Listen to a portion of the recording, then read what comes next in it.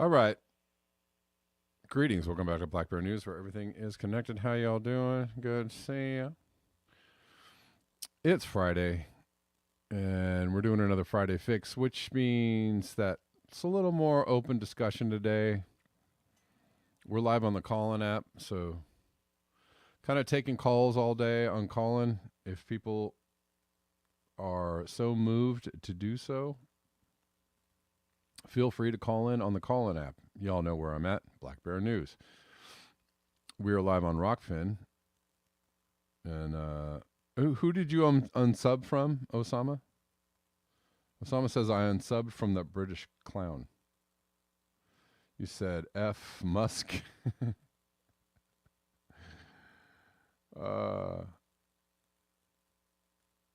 Yeah.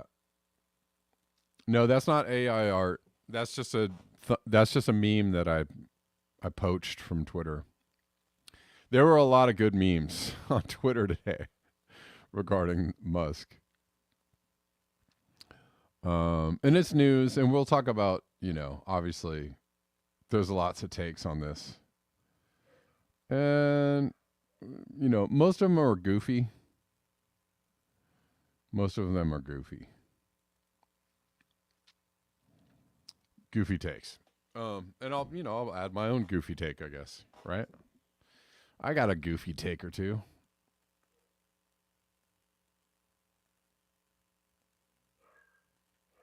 Yeah, we'll talk about that too. We're going to talk about the Pelosi's, which is really crazy news.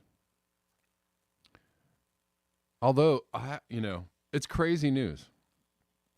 And I hope that, Paul Pelosi recovers and is not too badly hurt. I don't wish anybody harm ever. Burnt hair Musk, that's good. I don't wish anybody harm, and I don't, I'm not ever going to cheer something like this happening to anybody. Although plenty of people were pointing out that when Rand Paul got assaulted and hurt quite badly, they were like, "Oh, poor Paul Rand," poor Rand Paul. There were actually people kind of cheering that on, which is actually ghoulish and gross. And anybody cheering this on, it's kind of gross. But I will say this: I'm just going to say something. Interesting timing. Obviously, who knows what really is happening here?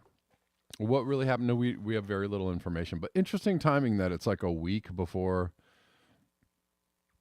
or a couple of weeks before the elections, some elections. And I also wonder what it is that the Democrats are going to use this particular news story. Like, how will they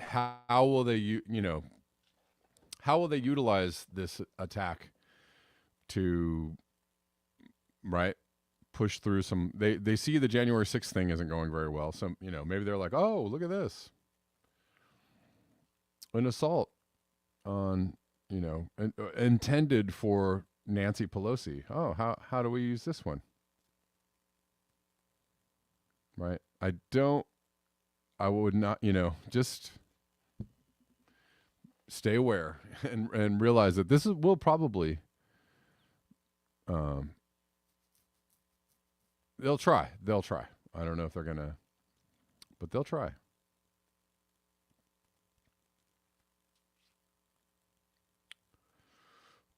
Yeah. So, well, I guess we'll talk about that since we're here.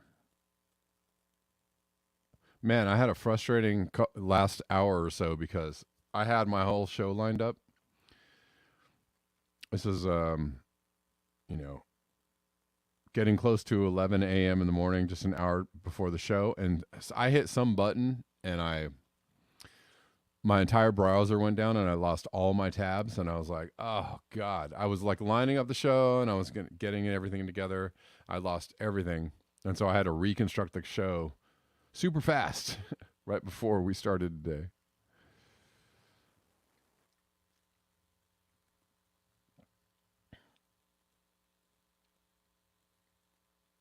I guess we'll talk about this now.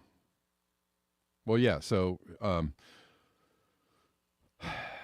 Nancy Pelosi's husband Paul was attacked apparently with a hammer, and that he's being treated for brain injury.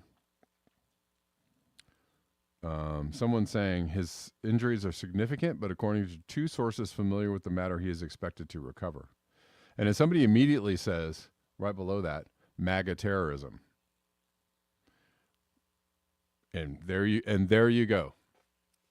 There's your, the thing is that, the person that attacked Rand Paul,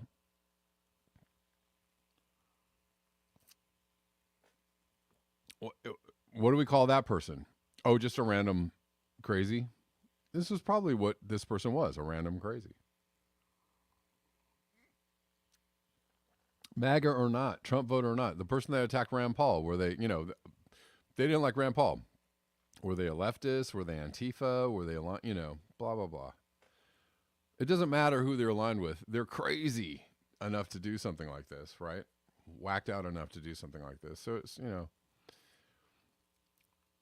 there are wacky, crazy, insane people everywhere, and they're aligned. They're not all aligned with MAGA or Trump. They're aligned with all kinds of things. They can be aligned with Joe Biden. They can be aligned with whoever. Gene says, why not just say it was somebody with mental health problems? Right. Which clearly it was. But somebody dropping the whole MAGA terrorism immediately in there. And as somebody, yes, exactly. That's exactly what it was. That that they're going to jump all over this with that stuff. That's where this is going.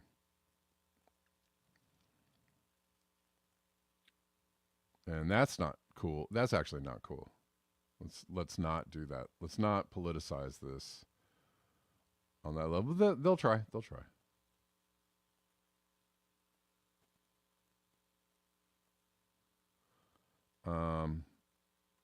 Yeah, somebody actually. So this person actually brings up a good point. Don't they have security? That's a really good point. Nancy. What do you have to get past? What and who do you have to get past to get into Nancy Pelosi's house? With a hammer, right? With a hammer in your hand. I'm here, right? You think Nancy Pelosi and Paul Pelosi just living in a regular old house where somebody could just, jig the back door lock and get in? No, I don't think so. I don't think so. So that's also interesting. Yeah, that's a crazy story, though. It is a crazy story. We'll see what happens with that.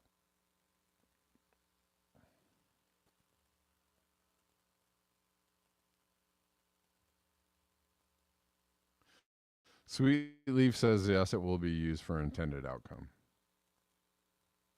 Yeah, it's, a lone carpenter, Osama. Yes.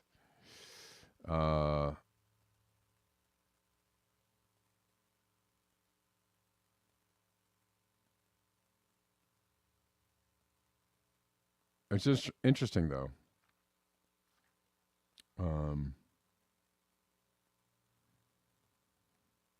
Could be coincidence. We're just taking this story at face value. Could just be a random. He bought a ladder with him, right? Oh, one. Could just be a random, horrific situation.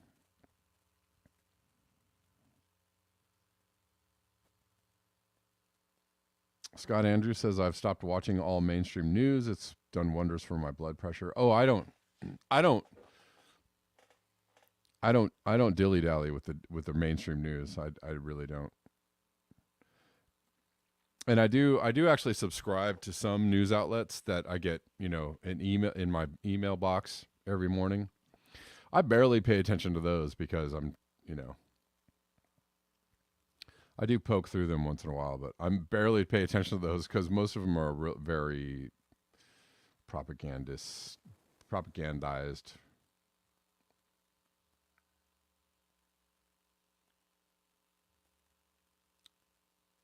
Ken Lundgren says this changes the whole psychology and nature of the J6 hunt for Pelosi and Pence.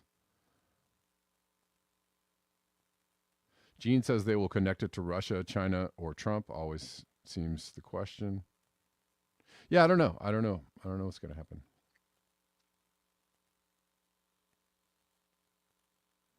But for the meantime,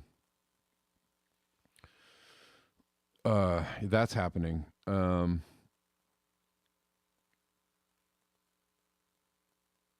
okay, so we'll go. I guess we'll just go with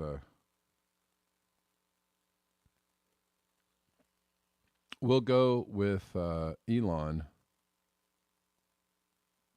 But that is horrific, though. Somebody attacking somebody with a hammer, and apparently they were, where's Nancy? Again, it's, totally believable that somebody makes it into the Pelosi residence, and Paul Pelosi is there, like, what are you doing? I'll check the front door. What did you hear that noise? Doesn't she have like secret security? Isn't there? Aren't they surrounded by guards and cameras? You would think. I'll check it out, honey.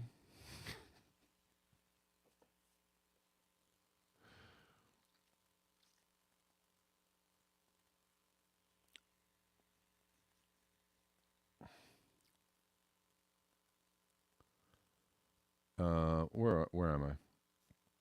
Anyways, Elon Musk. Today is the day Elon Musk took over the Twitters, and I don't. Okay, so there's so many kind of takes on this, I guess.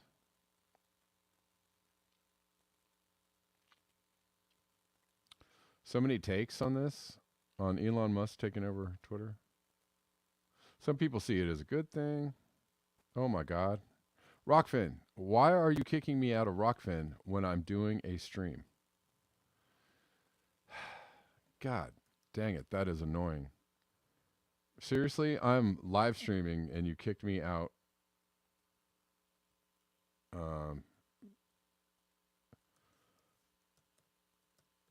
That is, I don't know what's going on with that. That's weird. Maybe it's not Rockfin's fault. I don't know. But that is super weird. Maybe it's not Rockfin's fault. I don't know. Please don't do that while I'm live streaming.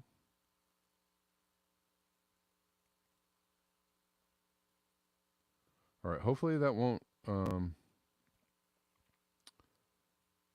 destroy my stream.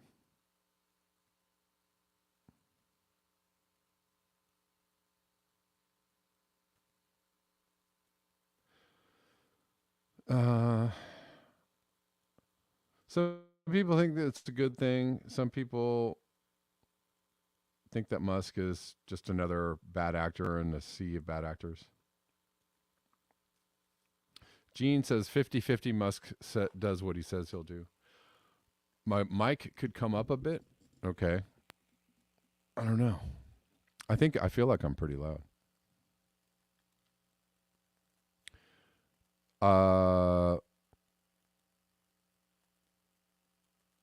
I'll just say this about it. He seems to be interested in free speech. And, that's why he bought the company, to, I guess, rid Twitter of the censorship or make it a more open platform. To that, I will say, kudos. I am a free speech absolutionist. I think that free speech should be. It is a foundation of what the country was built on. It is a fundamental right that is not, given to us or allowed. It is fundamental. It's encoded in the Constitution, so we have the right of free speech. So he's, bought Twitter and taken it over with the idea that free speech should be protected. How can you not whatever? You can have your misgivings about Elon Musk. You can have your skepticism of it. Sure. You can have all that.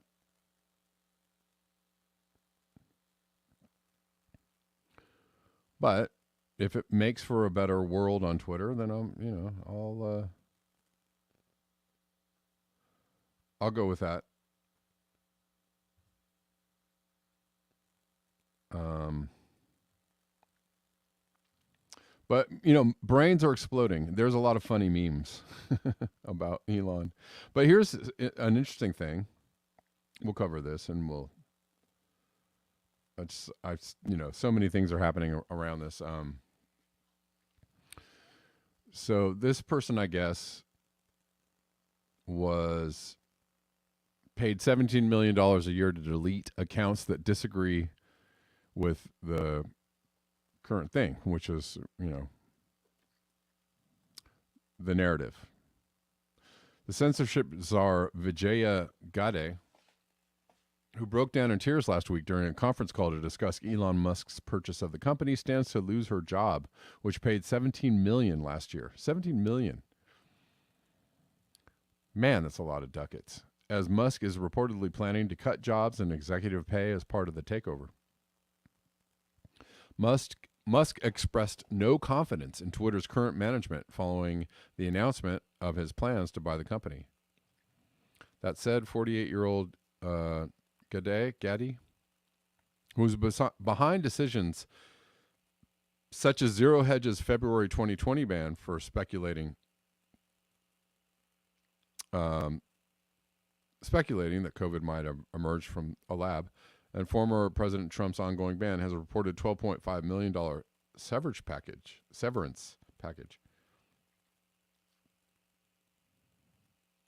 Anyways. And then there's other... I just saw a late breaking tweet.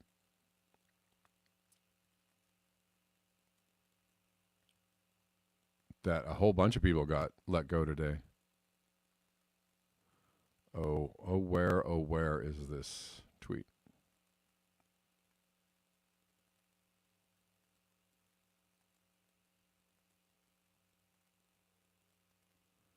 I don't know if I can find it. Maybe I can find it quickly. Sorry, guys. Oh, that's what it is. That's where it is. Just in, Elon Musk took control and immediately fired Twitter's CEO, the CFO, the head of legal policy, trust, and safety. So a whole bunch of people went down today.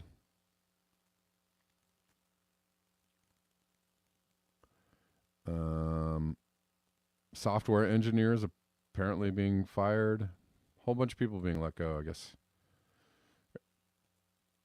It's a fire sale. Everything must go. Software engineers are reportedly being fired from Twitter.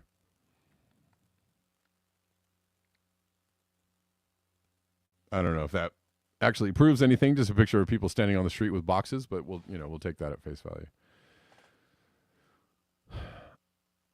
The software guy was a hoax? Okay.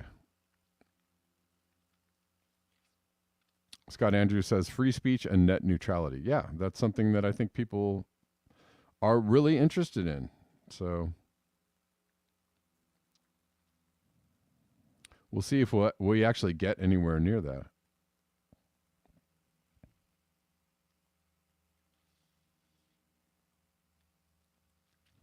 Oh, and then here's Umar Haq, who I've read some of Umar's stuff regarding climate change, which I think he has a pretty good handle on, but he apparently doesn't have a good handle on what it means to have free speech in a country. He says in this era, Twitter will sadly become a rallying platform, a giant never-ending pep rally for global fascism, which, as you can see, is making inroads all over. They'd love a place like this, and now they have one. So he's one of those.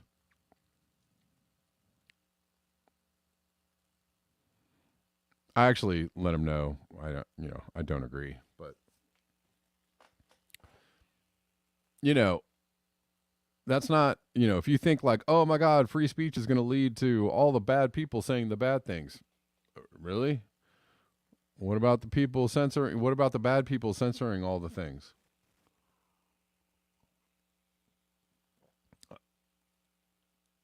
Yeah, I don't know. You got to love people who, how is Twitter related to global fascism? Because he thinks that, oh my God, we're going to have free speech and all the bad people who are censored are going to come in and say the bad things, and then fascism. Just like, yeah, my respect for you, Umar, has dropped considerably after that tweet, because it's not high on the IQ scale of, people who are like, whoa, it's the bad thing. Bad people saying the bad things, and that's why everything is bad. Not so much. But please, hand over the control of what can be said, what's bad and what's good, over to the people who, control everything, right? Oh, that'll be great. Guess who's censored next, Umair? I can tell you right now. Anybody who is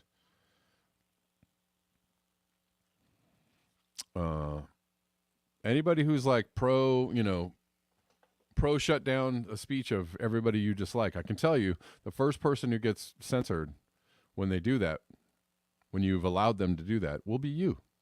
So keep it up.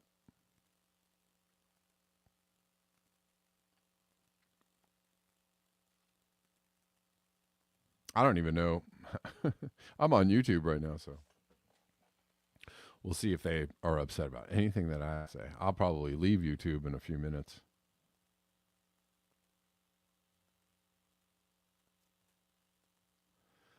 I probably will eventually leave the YouTube.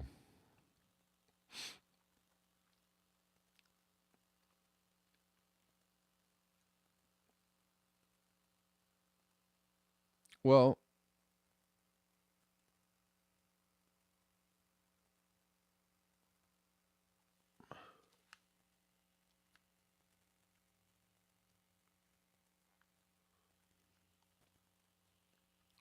Fleur Ali says, asked me a question. Would you ever like to talk live to people from Iran, etc.? Sure.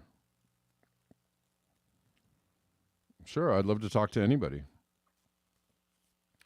I don't talk to a lot of I don't reach out to a lot of people because I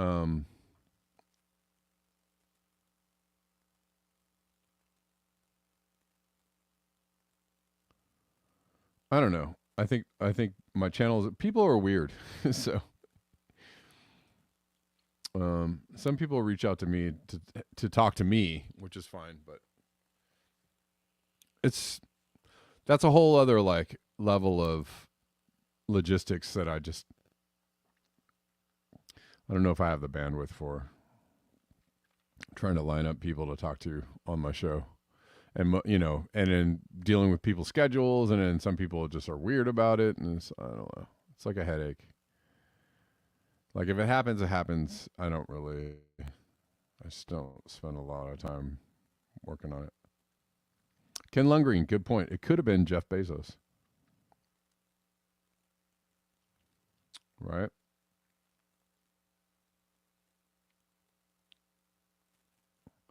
Yeah, well, I'll leave it at this. Elon said something about seeing Twitter as a public square, where free speech is allowed. Sounds fine to me. It's good. Sounds good to me. I'm not afraid of people saying, things that are horrific. I don't, because for one, they make themselves look horrific, and then, if you're into that kind of stuff, saying horrific things on the internet, well, you kind of just have shown yourself to be a horrible person. I don't know.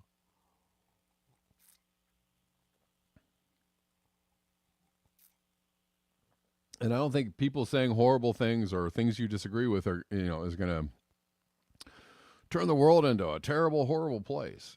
We all know what it is. We all know what it is. This whole censorship push is not about people saying horrible things. It's about people saying true things. We don't want to hear the truth. We'd kind of rather you not say the things that make us uncomfortable and expose us to be the people that we are. We'd rather you not say those things So we're going to paint the people that say those things as the bad people saying the bad things, and we'll censor them, and then that will be that. All right, let's keep going.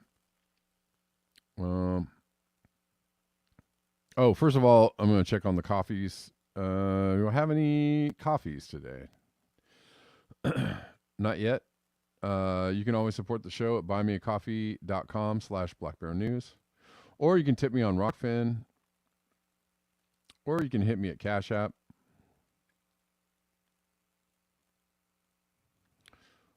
All those are good ways to support the show. We don't have any Rockfin tips yet today. I'll check in on them later.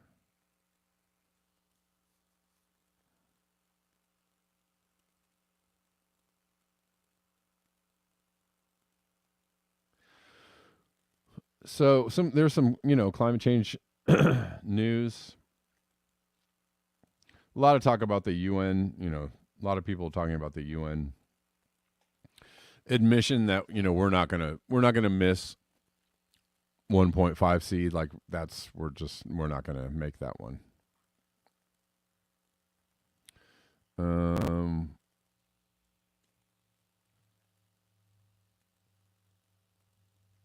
Poppy sent this. Bangladesh farmers are growing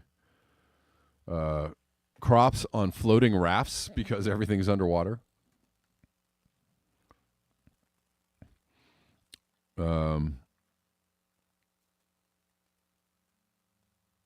That's where they're at.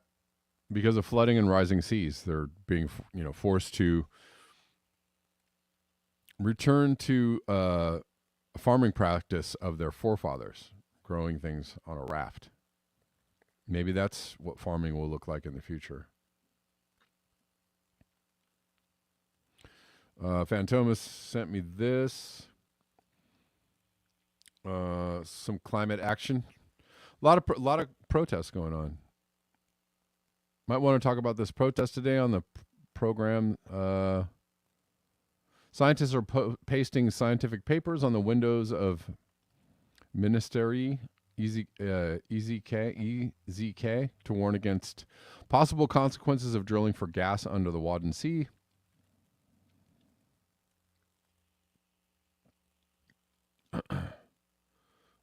This is in the Netherlands.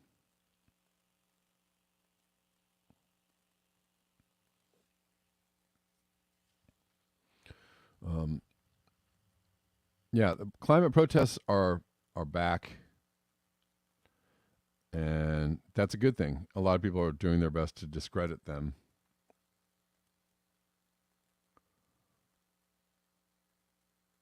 But I don't think so.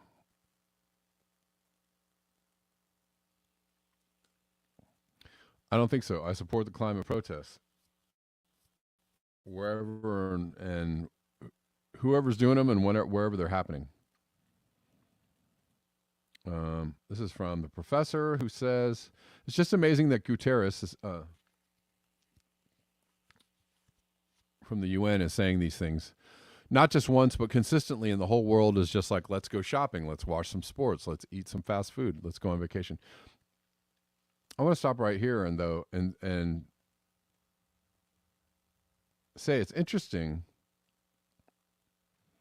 I heard someone's remarking on the number of the number of like COVID deaths had dropped below the number of like tuberculosis deaths and other plenty of people die of all kinds of things, right? There are more people dying of other tragedies than COVID. So it's funny. Maybe I'll leave this till later in the show, but I find the concern about the wild-eyed concern about COVID to be a little bit disingenuous when other things and the extinction of the entire planet doesn't seem to bother people, right? Doesn't seem to be worrying. Oh my God, we should stop everything that we're doing and figure out an answer to this question, right? But no, we had to stop everything for something else, right? Like we're not stopping everything for, people are dying of heart disease and, dying in traffic accidents and dying of accidental, poisoning from, ambient chemicals and microplastics and all kinds of stuff in the, right? No, I'm not going to shut everything down for that. Nope. So that's the concern for COVID is disingenuous, and it actually is, not about actual. They don't actually care about you. That's the thing I was thinking about. Is like it's funny because people really think like, oh, the powers that be, they just care about you so much, right? Like, oh, we got to do all the things because they just care. Are you sure? Are you sure about that? Are you sure about that? Are you sure? The people that like understand completely and utterly that they don't care about climate change, they don't care about destroying the entire planet, right? Care so much about you dying from really? They care about you? They do? Okay. Are you sure? It's like okay, Phantomas, how you doing? Yeah, I just want to talk about that Pelosi thing and just in Sure. general what's happening in our country. So, Kev, I think what's really happening here is that we're making so much goddamn money off trauma. The trauma economy cannot be stopped. And what I mean by that is the pain is being marketed and it's being squeezed out every single little drop. It doesn't Yeah. matter what happens to Pelosi's husband's head or whatever, or what damage it is. They're just going to feel sorry for him. Just like when someone puts on TikTok a cricket whose leg might be crooked. Oh my God, you have to save the cricket. Yeah. And you see the likes go up, you see everything Yeah, go up. yeah. Meanwhile, you have someone right next door to you who's probably dying of a terminal disease, and you don't give one F about that person. You Right. care more about that cricket in that video. In the moment, sure. I mean, that's really what's happening in this world of the trauma economy that we're experiencing. The same thing that's happening with, I'll give you a perfect example. CNN is going after Kanye because he was allegedly going to name his album Hitler with no proof. Oh my God, that's terrible. That's terrible. Meanwhile, Kev, there's a rapper who okay, keep going. Sorry, there's a rapper who signed to Shady Records who has a series called Hitler Wears Hermes, and he's on volume 10. Oh my God. You see the disconnect. Right. I mean, right. The disconnect is right there. Right. It's crazy. It's crazy the fact that we have to explain this, Kev. Yeah. And it's not that hard to put together. The trauma is being marketed to a level we've never ever seen before because we are globalized. And it needs to continue, whether it's books, whether it's news stories, whether it's TikToks, or everything in social media. It's too much money to just disregard. Right.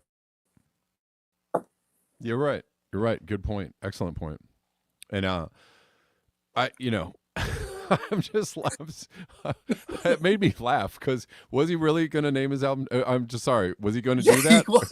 I guess and wait. You know what's even funnier? The guy who named the series Hitler Wears Hermes, he said, "I don't give a F what you do to me." So meanwhile, you're going after Kanye, who allegedly was going to name his album Hitler. It's in the far like Choose Your Own Adventure. It hasn't even happened. Right. But you're not even paying attention to the guy who's on volume 10. And by the way, I think this is the funniest thing.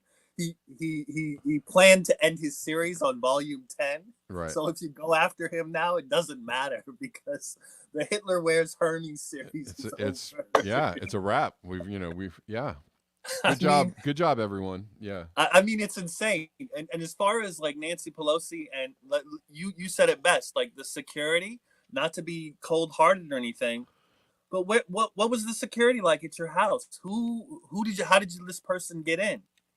Yeah. I mean, I don't want to really, I'm still on YouTube, so I want to be a little careful around this conversation. It's okay. I said the same thing you just said. I'm just saying that to myself because I'm like, my mind is about to go down a road. Maybe I want to be a little careful. Maybe the guy who hit Pelosi's husband in the head it was the same guy who made Hitler Wears Hermes. Maybe it was him. We don't know.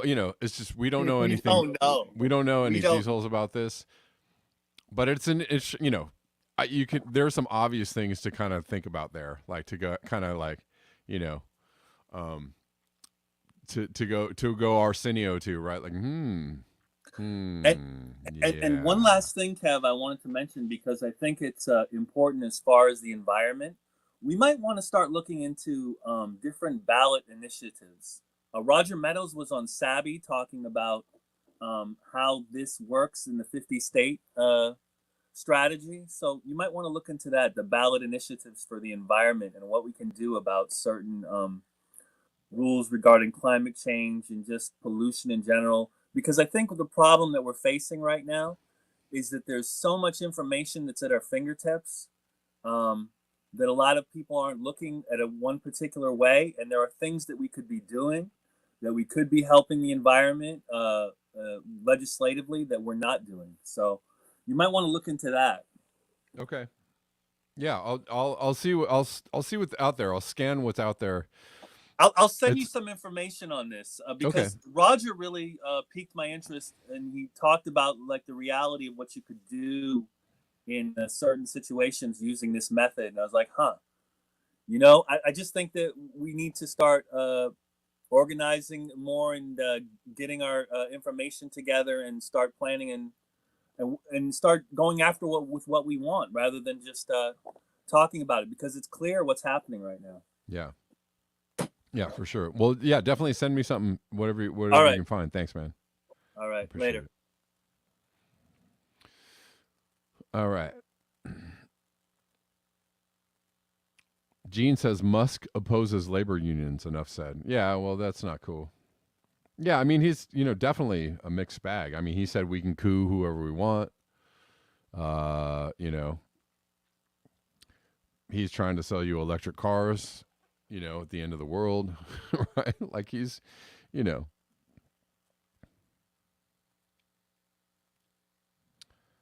he's saying we should have more babies. Because he understands how capitalism works. He understands how growth capitalism works. You need more consumers.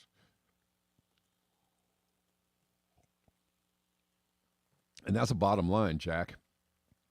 This capitalist paradigm can't actually keep going. If you have a less of a consumer base, it doesn't really work out very well for you.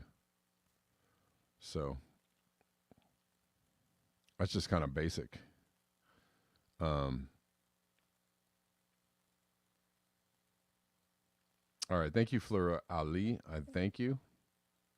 DB Cooper 3 says here in Yosemite, snow and 16 Fahrenheit coming. Grab a coat. Whoa. Wow. So are we getting a little cold trough here? Is that what's going on?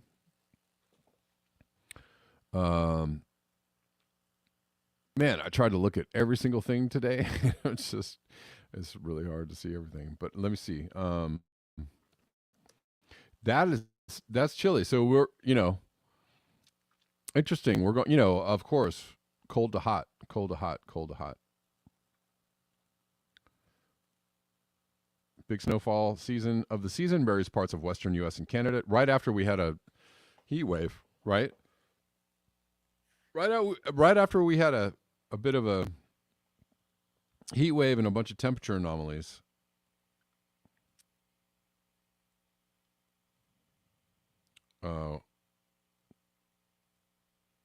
Went into a cold snap.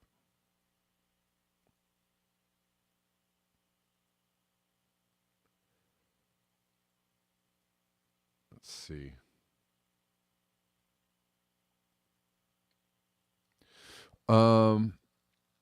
Anyways, I was trying to look at a whole bunch of things. Oh, let's go back to the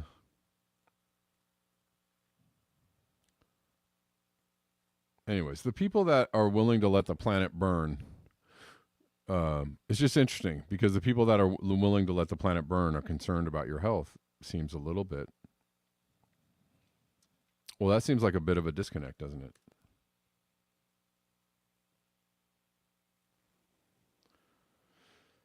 Well, anyways, we'll go down this. Matthew Todd, isn't your mate down the pub or your hairdresser kind of should be front page news. Antonio Guterres says if we are not able to reverse the present climate trends, we will be doomed. I urge all leaders to bring back climate change to the center of international debate.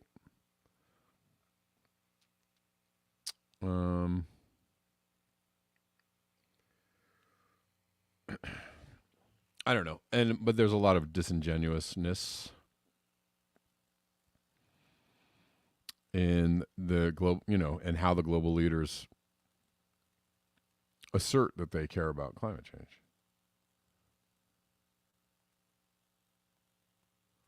A lot of disingenuousness. My fellow Americans, we care about climate change. Let me tell you, we care so much about climate change. We're going to shut down these fossil fuel industries. Saudi Arabia, could you pump us a little more oil? Venezuela, how about if we take off your, how about we lift the sanctions so we can get some oil, huh?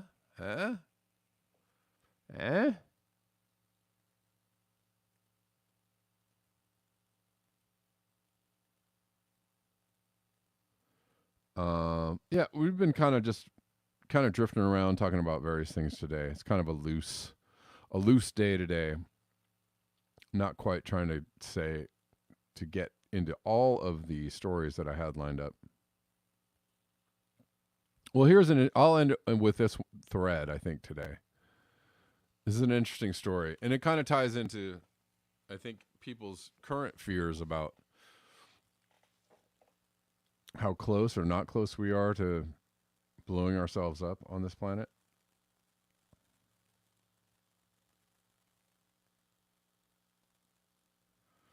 And this is a story about 60 years ago today, on the 27th of October in 1962, human life on Earth came the closest it has ever come to a terrible ending. Everyone alive today owes their life to this handsome devil, and most of us don't even know his name. Let's change that. So what happened was, first, a little historical context. In October 1962, Cuban Missile Crisis erupted. The USSR responding to American missiles in Italy and Turkey by spiriting missiles to Cuba. So, man, how history repeats. They were responding to American missiles in Italy and Turkey. This is not our, Italy and Turkey not being named. They're not states in the United States. They are not in the U.S. They are in other countries that are much, much closer to Russia. And Russia was like, hey, I don't like that. Maybe we'll put some missiles next to you in Cuba. How do you guys like that? And we were like, heck no, Jack. You send those back. This standoff is often considered the most dangerous moment of the Cold War. That is not correct. So was Khrushchev right, though? Khrushchev says, move those missiles. Was he correct? I think he was. I think he was correct. He felt threatened by these missiles, and he was like, how about we threaten you with some missiles? And we did not like that at all. We were like, oh my God, you guys are crazy. Wait a minute, hold on. You're the ones that put the missiles next to us. For a while, Khrushchev and Kennedy were engaged in frantic talks to avert disaster. The real drama was playing out deep beneath the Atlantic Ocean, unbeknownst to either leader. Away from Moscow and Washington, a deadly game of cat and mouse had begun with terrible ramifications. Soviet submarine B-59 had been detected by the U.S. Navy, diving too deep to communicate with the outside world. Pursued by a U.S. aircraft carrier and 11 destroyers, the B-59 crew had been unable to contact Moscow for days. No one aboard knew if war had begun, nor how to proceed. Attempting to force B-59 to surface, the Americans dropped depth charges, unsurprisingly interpreted as raw aggression, right? Well, they're trying to blow us up. Senior officers on board, Captain Valentin Savitsky, political officer Ivan Maslenikov, and flotilla commander Vasily Arkhipov gathered to formulate a response. What the Americans could not know is that the beleaguered B 59 had a nuclear arsenal, a T 5 nuclear torpedo. Cut off from Moscow, B 59 had autonomy to respond to threats and, if required, authority to deploy the nuke. Unaware of this, the Americans continued their pursuit. The atmosphere on B 59 was oppressive. Air conditioning had failed, and the cramped enclosure was like an inescapable sauna, with temperatures above 50 C.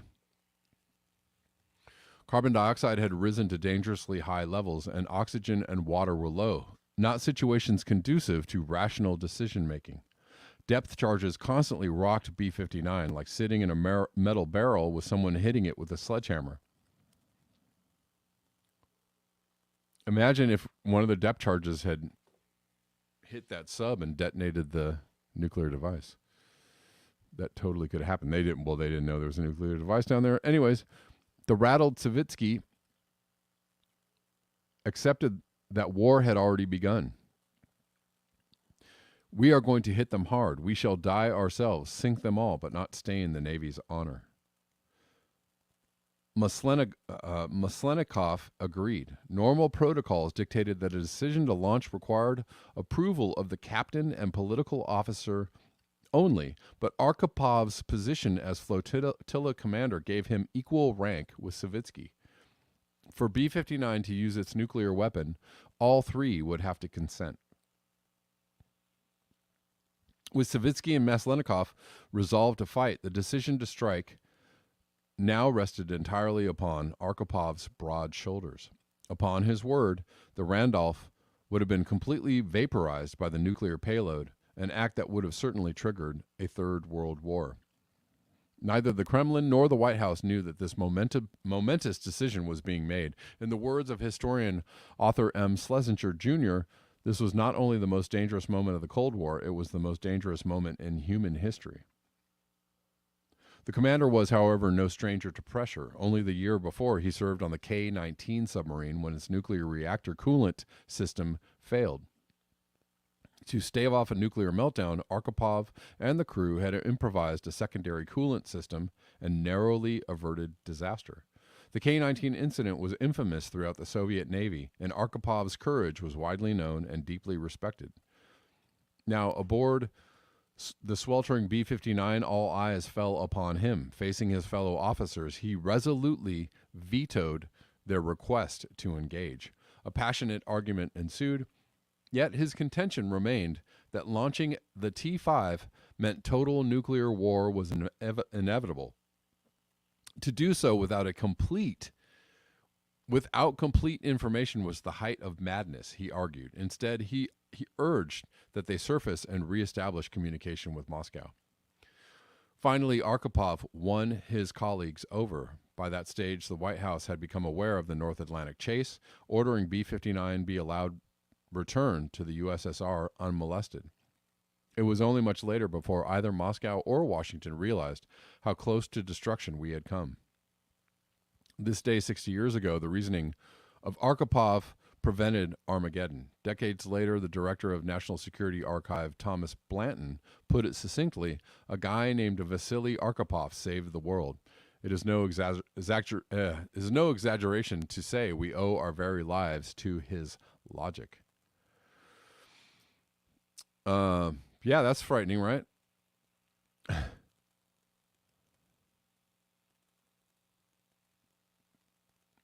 There are other points in history where we became very close to a nuclear exchange, but that's one of them. And thank God somebody said, no, we need more information, right?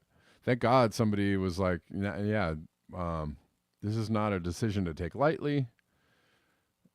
I urge us, let's wait, let's surface, let's contact some other people, let's talk to people, let's see what's going on.